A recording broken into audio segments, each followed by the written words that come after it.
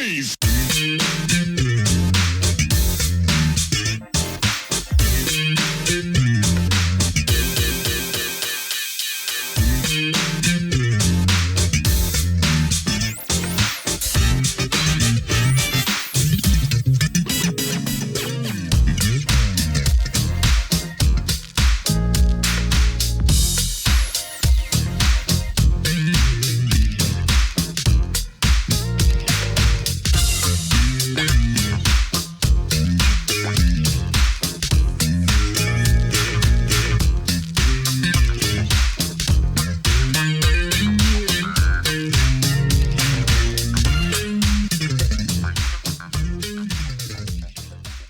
Welcome to another edition of Truth and Rhythm. This is the interview show that gets deep in the pocket with contemporary music's foremost masters of the groove.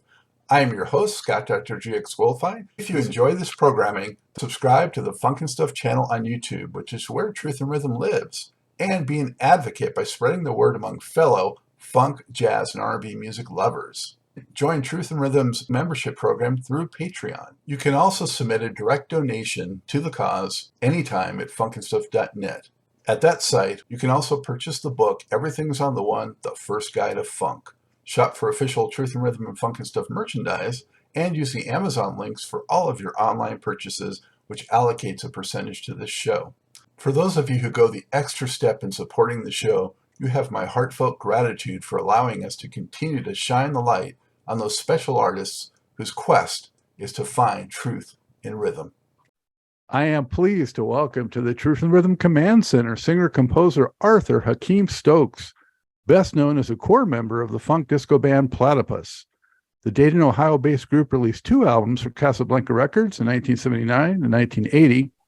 While falling short of generating the radio airplay and record sales they had hoped for, over time, Platypus has won over many fans who've been exposed to their unique blend of funk, disco, soul, Latin, and even progressive rock influences. The group also served as a launching pad for Dana Meyers, who was a principal songwriter for solo record Axe. More recently, Platypus has resurfaced with unreleased music from the early 1980s. Arthur Hakim Stokes, welcome to the show. How are you? I am wonderful. Happy New Year to you, Scott, and thank you so much for having me. A pleasure. Where are you today? I am in Dayton, Ohio. They call it the Gem City. And I don't know if that's because it sits on top of Cincinnati, and they call that the Queen City. So I don't know if we're part of the crown or what. But Dayton, Ohio, just chilling. We've been blessed with some decent weather in January, and I'm always okay with that. Just chilling and glad to.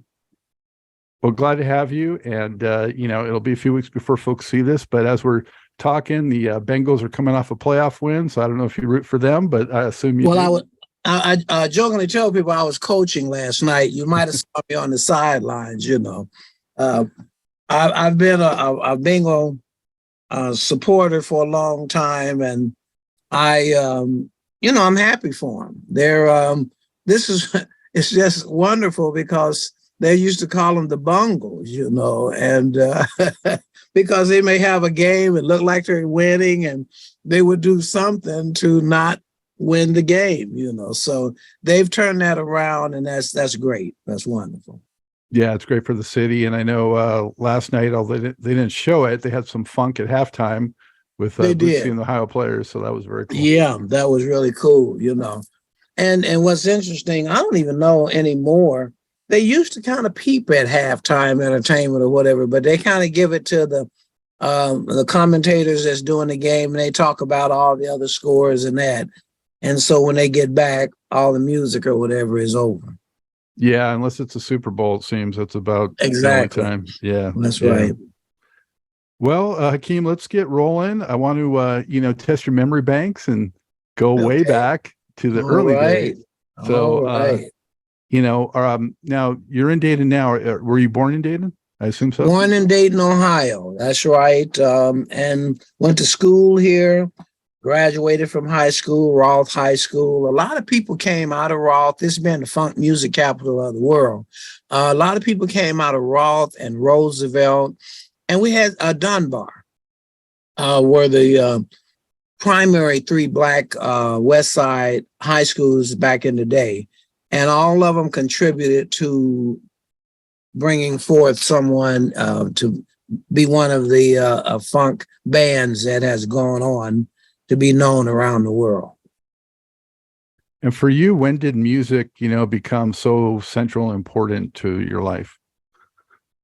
Scott, that started when I was young. I used to watch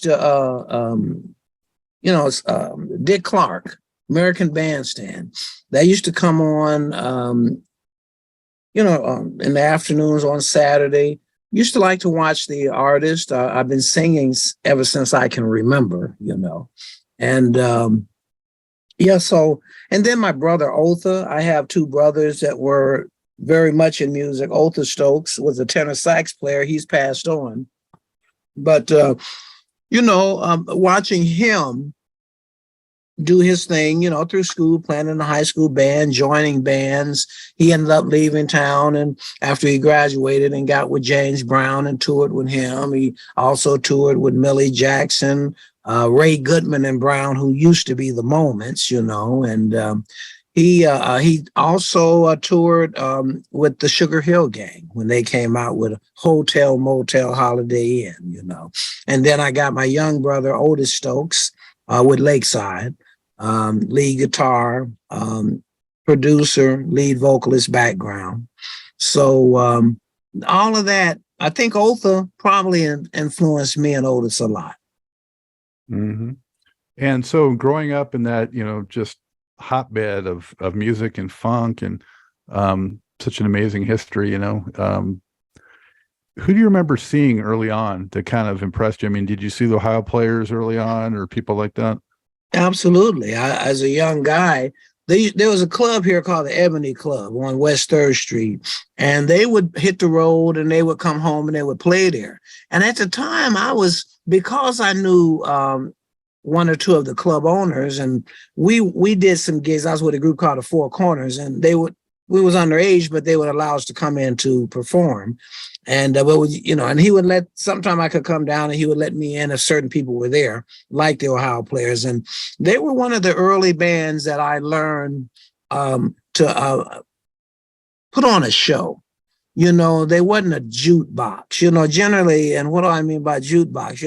The music come to an end. Dun, dun, dun, dun, dun, dun, but they had a way of connecting the songs together to keep everything moving. And I learned that was one of the early things I noticed, because being young, we was ending the songs, going to the next one. So I saw the Ohio Players, and there was a group used to come through here called Smoke, Heat, and Fire. And Carl McDaniels, who went on to be with the, oh my goodness, they were the Nightlighters, and then they... New Birth? Thank you. New Birth. He went on to be with the Nightlighters in New Birth, and he used to play with Smoke, Heat, and Fire, and the lead singer with Smoke, Heat, and Fire went on to be the lead vocalist with Smiling Faces Sometimes. Undisputed Truth. Yes, Undisputed Truth. Thank you. So, I saw a lot of people and grew up with the talent shows and things like that from the high school. So we saw a lot of talented people. What about James Brown? Did you see him young as well? That was the first, Scott, that was the first major entertainer that I saw first live. He was at the Memorial Hall. I was working at a grocery store called Liberal Markets. I was a cashier, probably about 16, 17 years old. And I had bought a ticket, and I caught the bus downtown by myself, and went in, got off work, didn't even go home and change clothes, just got on the bus and went down and saw his performance, and it was electrifying. And once again, as a young up and coming musician, entertainer, was able to see some things that helped me to grow. So the Four Corners, how did that come together? And, tell us a little bit about that experience. The Four Corners was a high school, intermediate school group. and made up of, I think the early days was Eli Williams, Floyd Weatherspoon, myself, Harold Bryant, Dana Meyers. We all basically went to Rolfe High School. And that's where I really kind of got serious about singing with a singing group and appreciating singing with a singing group. And some of the early talent shows, I might have sang by myself, but I kind of found out that I was a group kind of guy, yeah. So you guys are doing a doo-wop or soul or both, or what Doo-wop, kind of material? soul, all of the above, We was doing the Temprees and wow, of course, the Temptations, the Impressions, the Miracles, yeah, all of those groups. Intruders, Cowboys to Girls, So yeah, that's what we got going doing that, and that we kind of cut our teeth on a lot of that stuff. Watched them on TV, always looking for something that you can grow from or steal and do it, Did you guys cop the choreography at all too? Some of those moves that the other groups do? Yeah. Choreography, you got that. Sometimes some little arrangements, background vocal things that they might do, and all that did, you might borrow some stuff to use, but you would, as you grow, that just sparked your own creativity to come up with some of your own stuff later. Mm-hmm. What's interesting, most of the people that whenever they had a hit song and you saw them live, they would add something to it. They would lengthen the song. They would do something that with the song that you didn't hear, on the record. And those were sometimes great additions to what they did. And the name came from where? Four Corners. Wow. We were called the Emeralds. And I think now, I kind of forgot, but I'm going to say based on it was four of us singing, that's probably where the four thing came from, But the Four Corners, we spelled it with a C at first, and then we changed it to a K, for corners. But I'm going to say that that's probably where it came from. Not really sure who came up with the name. And I understand you guys did cut a single, and we did. And you moved to LA, right? Say that again, please. And I said you cut a single, and you also moved to Los Angeles. Yes, we cut a single called "Don't Send Me Away." One of the rare songs that Otis Williams of the Temptations did the lead on, and the other side was "Mad About the Girl" that Floyd Weatherspoon wrote, and I sang the lead on it.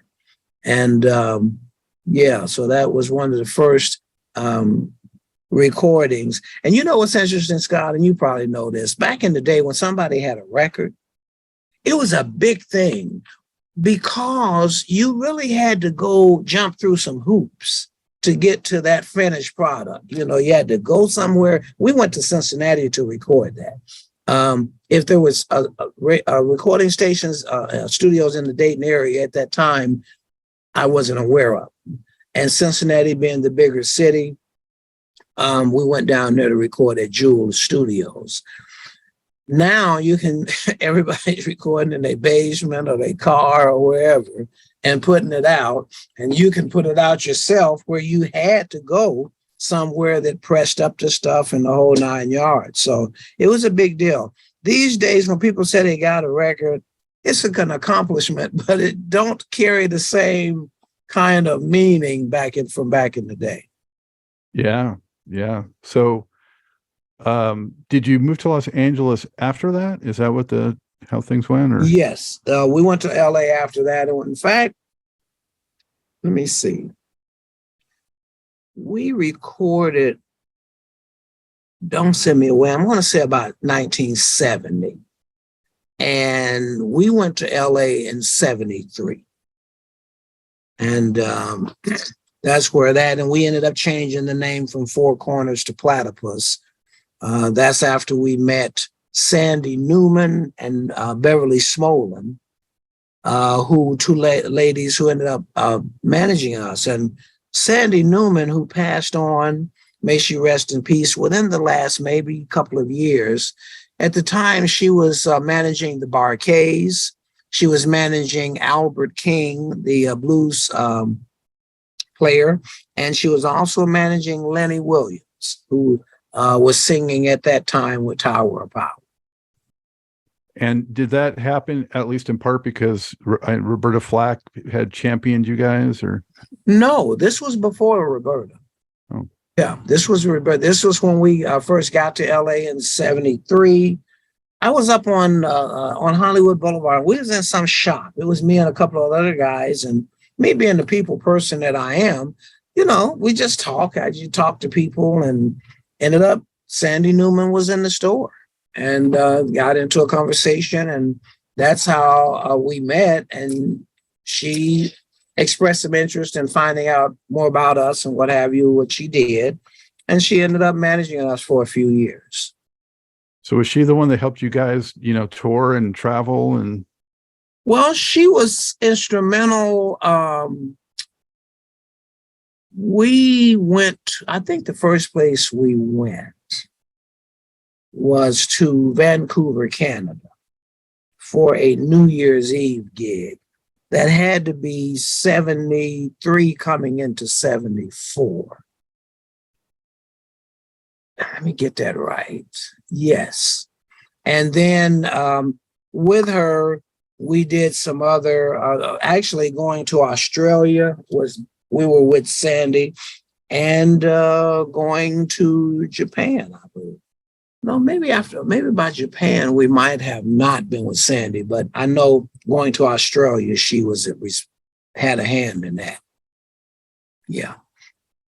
You guys ended up crossing paths with people like Fifth Dimension and mentioned Flack, but Thelma Houston, and I have Diana Ross down here. And well, that story also was from L.A.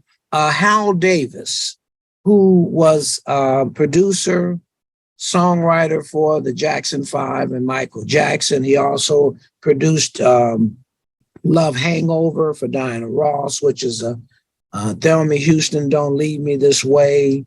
He did some things on Marvin Gaye and Diana Ross. Well, he was from Cincinnati, and we had met a gentleman in Dayton, Ohio in our high school years, senior year probably, Levinsky Allen. He's known as Vinny Allen, and Vinny and Hal Davis grew up in Cincinnati together, and they was in a singing group. Well, as people grow up, Hal split up and went to LA. He worked with, he actually went to Detroit first. He worked, I just found out, had known him a long time, and found out he did Brenda Holloway, Every Little Bit Hurts, Every Night I Cry, Every Night. And I said, that was Hal Davis. That's one of the early things he did for Motown. And when Motown ended up going to LA, they had him go out to help set up the West Coast offices, So, and then that's how we met Hal through Vinny, and we played some of our music for him. He liked a couple of the songs and went on and recorded those. And then once we got to LA, we, of course, after having met him back in Dayton through Vinny, we went to his offices. And he was kind enough to start using us for background vocals and things for Diana Ross, Thelma Houston, Fifth Dimension, and that kind of stuff. So that's how that all came together. And, Hal was a great mentor to me. One of the things that helped me, I never played an instrument and I still don't, but I learned to know what I want to hear, and that's what I found out after working with Hal. Hal never used an instrument. He knew what he wanted to hear. And in fact, I got a card somewhere in the archives, one of his business cards. It was a Motown card, but he had a big giant ear on there. And that just let everybody know he knew what he wanted to hear. And he didn't play an instrument. And that helped me as I moved forward. I know what I want to hear. You know, I might not be able to tell you the chord, but I know that ain't the chord I want to hear, you know.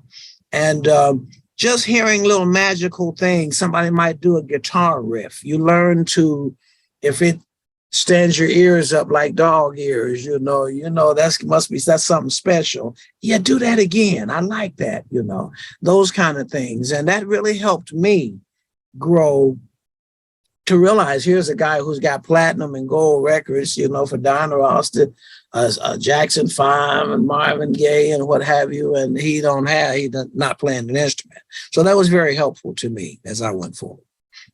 Wow. When you moved to the West Coast, was it a complete leap of faith, or did you have a lead on something at that point? Our lead was Hal Davis. Okay. When we decided to go. Now, when we went from Dayton, Ohio to Kansas City, did a couple of weeks of performing there. And then we drove from Kansas City to Los Angeles. So that is how that happened. How that transferred into doing studio work, background vocals. We did some vocal arranging with the Fifth Dimension. And we established a lot of the pictures for our Platypus project was taken by Lamont McLemore, who also was a professional photographer. And for years, he took pictures for Jet magazine. And he would, some of the attractive ladies that would be in there, he was taking pictures of them, and we come to find that out. And he did a photo session for Platypus, and a lot of those pictures were used for that first album and for the remake that Big Break Records. They reissued the CD, Platypus CD, back in about 2012 or 2013.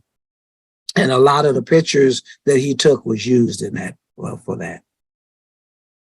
Now, when you were singing those backgrounds, were those credited or uncredited in most cases? We were credited, a lot of cases.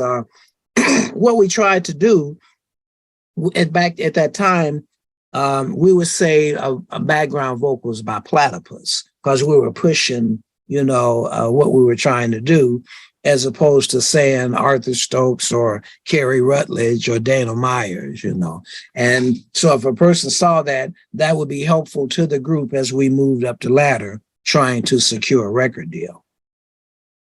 So Platypus, I assume you picked that name because you wanted to bring in a lot of diverse elements into the sound. Is that why?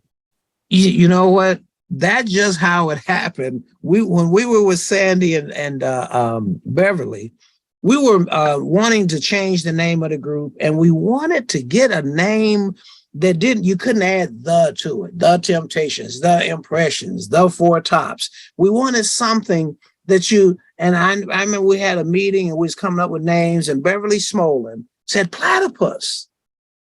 Just kind of blurted it out. And it was hard. You could put a the on that, but it really stands alone just saying Platypus. And we kind of thought the name had a ring to it and everything, not knowing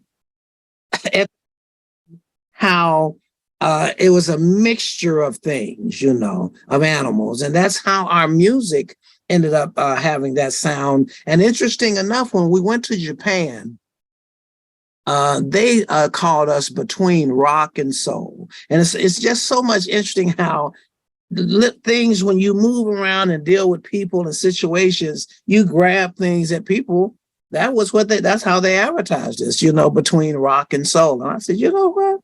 That's right. They was dead on it, Yeah.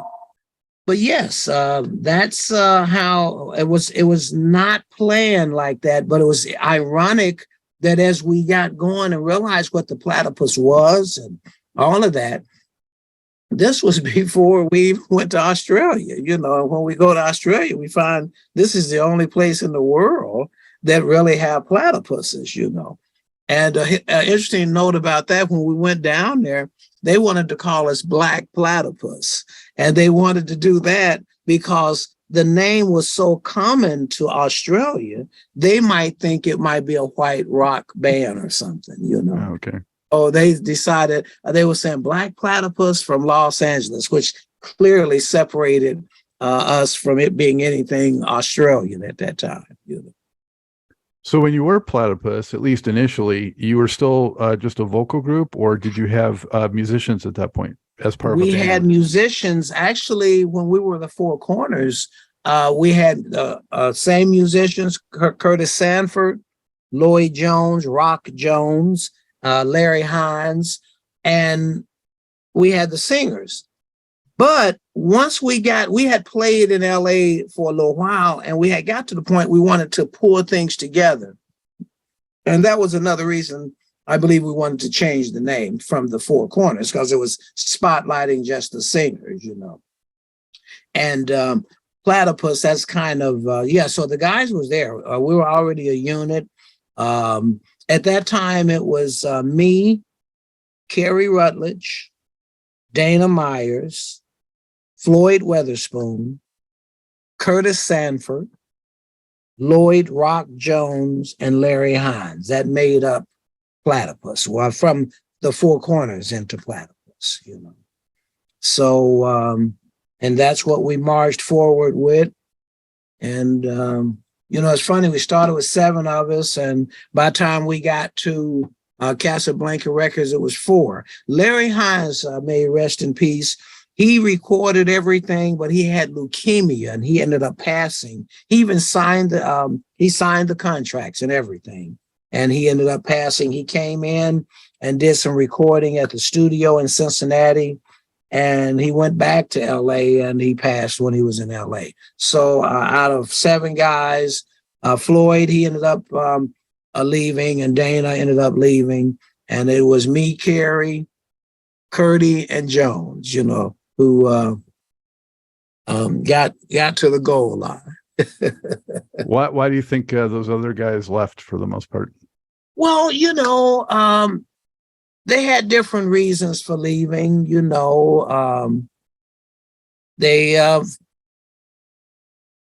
I know Dana, there was some interest with him from, McDaniels, Gene McDaniels. There you go. Gene McDaniels. Okay. Yeah. And Gene was a good guy, and he ended up wanting to do some stuff with Dana. And, sometimes people outgrow things. They feel like they want to make another move in another direction. And that's what I've come to find out with a lot of groups. People just decide, for whatever the reasons might be, that they want to do something else, So that's, and then, with the 4 of us, we just went on and was blessed to, I call it getting over the goal line. Yeah. Well, and at what point, around what year? Because, Platypus, the first record came out in 79, but at what year was it? 76, 77, whatever, when you guys actually were performing, and maybe sharing original material with people? Well, Floyd left about 73. I think he left. We got out in LA in March, and I think by September, October, Floyd had left. Then we went to Australia. That was the 6 of us, including Dana. Dana was with us probably until about 77, 76, 77, somewhere in there. And then the rest of us, we took it on. Kerry started playing guitar. Jones was bass, Curdy was drums. And so it was me and Kerry, just basically the main vocals, but that allowed Curdy, Hines, and Jones to start doing some additional vocal work. And we had to work it out, and you always figure out how to work it out. And we was able to get it done, and we started recording some music. We came back home at one point, and that was because of Roberta. We relocated to Dayton, but I'm probably all over the place here, but but Roberta we met when we was in Japan, and that's an interesting story. I think it was Dickie Bosley who we had met in Los Angeles from working at Maverick Flats. Maverick Flats was a huge, popular Black discotheque nightclub. All of the Soul Train gang dancers and people used to hang out there. Richard Pryor performed there, the Brothers Johnson, the Whispers, everybody. It wasn't a huge club, but it was just super popular and had a lot of good entertainment in it. And we met Dickie Bosley there. And we was performing in Japan, and he came into the club at the bottom line. Man, what y'all doing over here? He's like, what you doing over here? Well, it turned out his brother was married to Roberta Flack.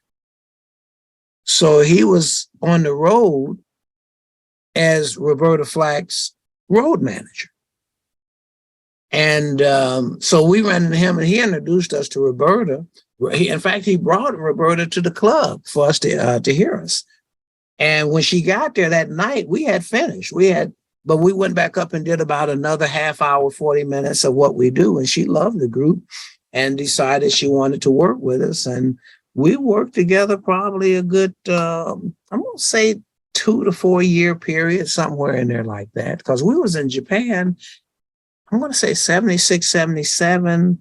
And we recorded our first thing with Casablanca in 79. So that's about a good 2-3 year period that we was involved with her. And she did a lot of things to try to help the group. But you know what's funny about life?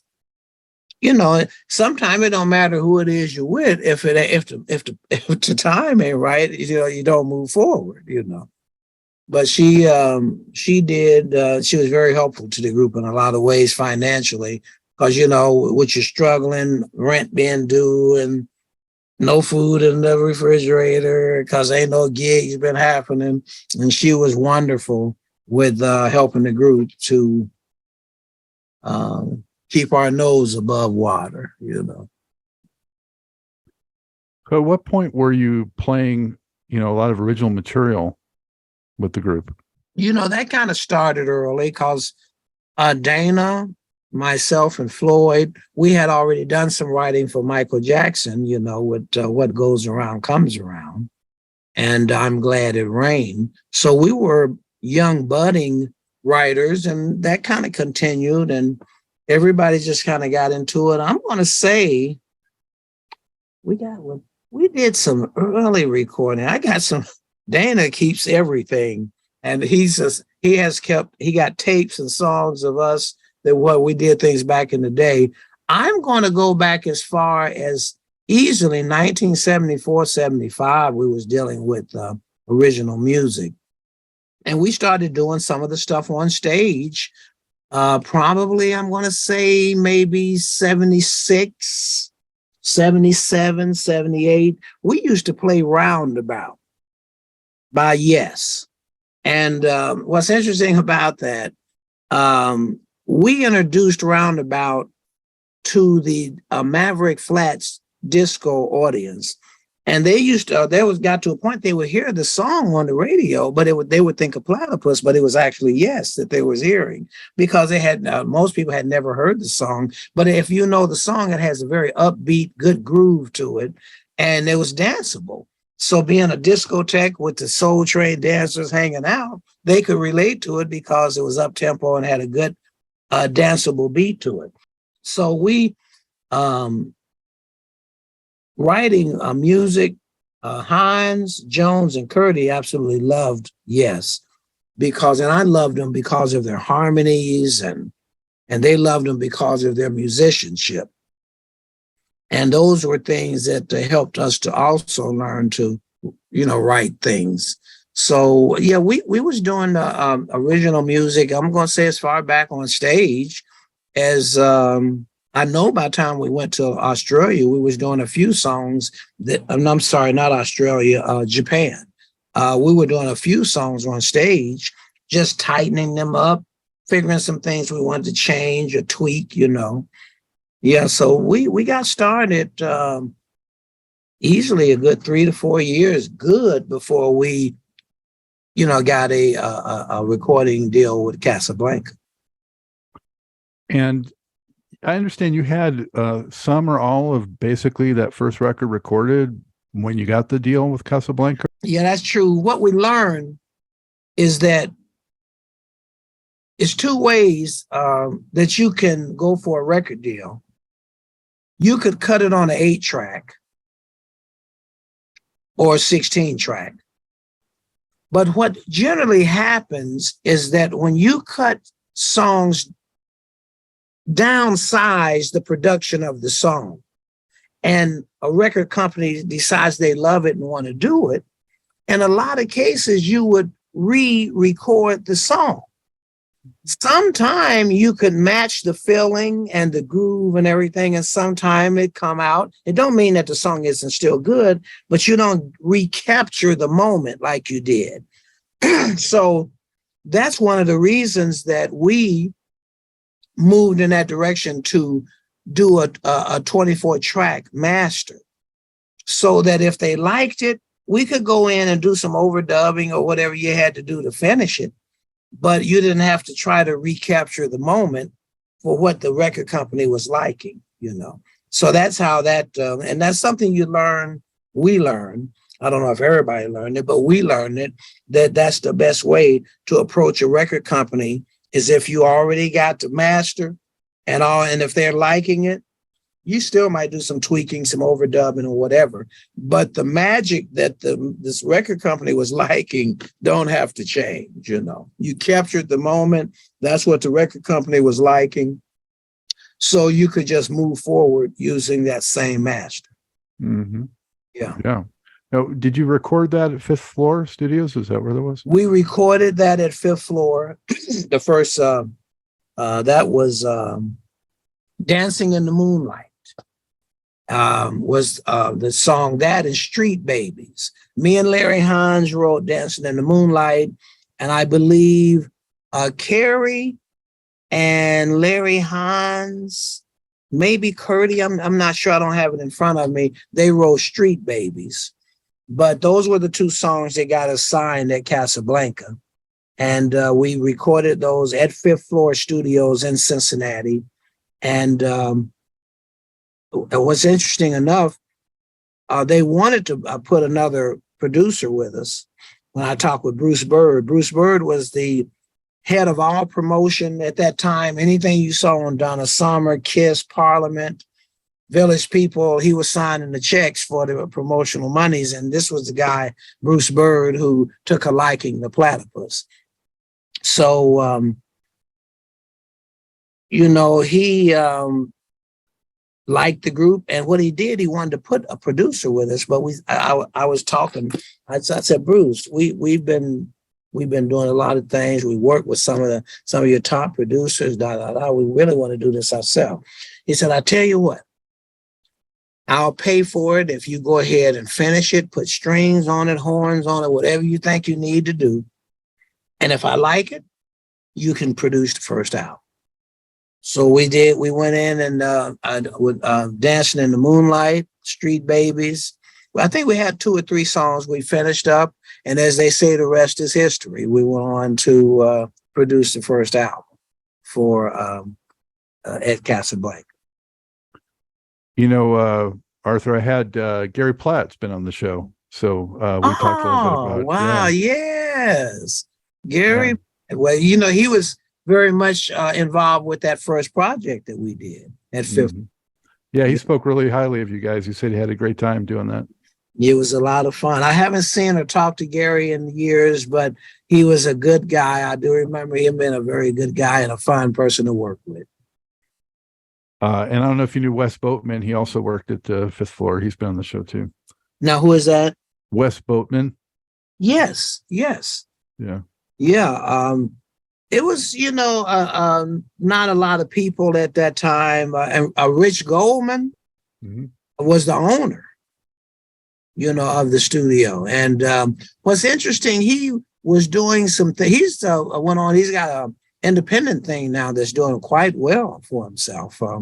But Rich was going to LA and he was taking some music out, and he was around when we was cutting the stuff, and he asked if he could take it. Well, octopus got more than one, two arms, so when you're trying to do something, you let as many arms stretch out as want to.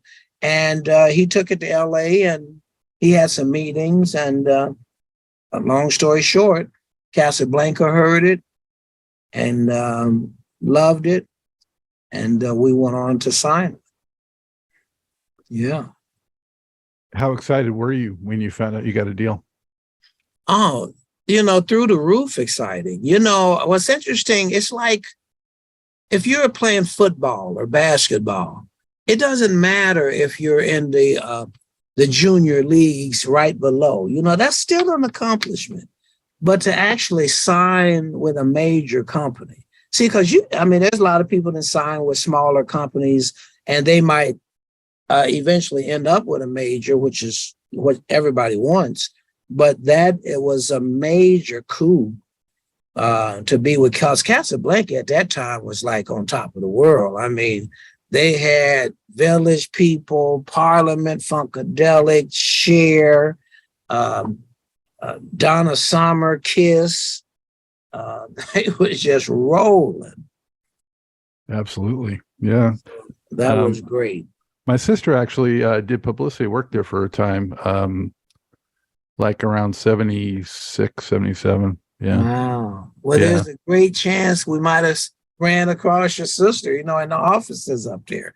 Yeah, that was a special time. And just a close-knit company, and sitting right up there on Sunset Boulevard. And Arthur, I wanted to mention some tracks in particular that I especially like, being a funk guy like I am. Sweet Babies, I felt like definitely had some Ohio Players influence. Very Street funky. Babies. Yeah. Well, that's showing the influence that they had. And, at the time, the Ohio Players was on top of the world, And when we signed with Casablanca, in fact, Satch was interested in signing the group at the time. He had She Records. That was Phase O recording for that. And Solar had contacted us, Dick Griffey and Leon Silvers. But this, we went with Casablanca because, they was rolling, So, hey, let's go where we can go, But yeah, the Ohio Players influence was there. And, Larry loved Sugarfoot and used to hang around Sugarfoot and what have you. And we all did, Foot was a cool brother. And, they always see the other people coming along, that they think got a little moxie to them, So, if it's there, it's because we were all from Dayton, Ohio, and the Ohio Players was the person or group that everybody was looking up to. Absolutely. And then Running from Love, that's the hot track too. Some good guitar. Running from Love. I'm going to tell you what's interesting about that song. That's one of my favorite. And you talk about Larry Hines, when he got real ill, he came back to finish up some of his guitar work. And we had, after he passed, we had a wake in Dayton. And that night we had to drive to fifth floor from when we finished with that to work on tracks, because we was trying to get it together and finished to be released. And had to sit and listen to him sing and play. And he did. That guitar work he's just phenomenal on that track, He was getting it done. But yes, that's one of my favorite tracks. And wow. So I'm glad to find, I know there's other people that like it, but that's one of my favorites for sure. Lots of thumping bass too, just on the record in general. Yeah. Jones he was in charge of all bass pedals, bass keyboards, bass guitar, and he was always a great showman. great showman on stage. Yeah, so he did some great work. How'd you and the rest of the guys feel about, how the project came out when it was released? I understand, you're hoping for it to maybe sell more and get more attention, but how'd you feel about the product itself? We were very excited about the product. I think, and I told you when we talked earlier, Joyce, you did an interview with her, and she talked about, and I related to her talking about Mother's Finest and how they didn't really sometimes know what to do with them because their approach to music, their love for certain things, and how they were presenting their music. Well, Platypus was in the same boat, based on, because generally, if you're white, you're pop, you're country. If you're black, you're R&B, you're funk, you're blues. So that's what the record companies struggled with, because Platypus and Mother's Finest didn't fit that mold. And getting back to your question, we was very proud of it, but it turned out the record company didn't quite know, because Dancing in the Moonlight was the first release. And Dancing in the Moonlight was about as pop sounding as music can get, okay? And it had the elements of R&B in it and funk, but it was clearly a pop song. And I think that they struggled with that, getting it on, to radio. When you got a black group sounding pop, you go on R&B radio for them to play it, and then you go to a white radio to play it because it has a pop sound, but it's a black group, and they don't know how people. So that's what we were kind of caught in that same thing, I think, with them companies. See, today, as Joy said, it's no problem with it now. But at that time, I think record companies struggled with it. And I don't think the public was as open. Well, from what I heard about Prince, people throwing stuff at him on stage, Yeah. He would be one of the biggest artists in the world. But they wasn't ready for him in his early days, No, that was only 2 years after the Platypus debut. So, it was not far from that. Yeah. So... I think that's what it was. Sometimes they say people are before their time, whether it's in whatever it's in. And I would say maybe that would apply to Platypus, because once again, our music ended up being like the duck-billed platypus. It was a mixture of a few things, all making one particular thing. And yeah. Did you guys play any tours or spotlight shows off of the first record? What happened with we did some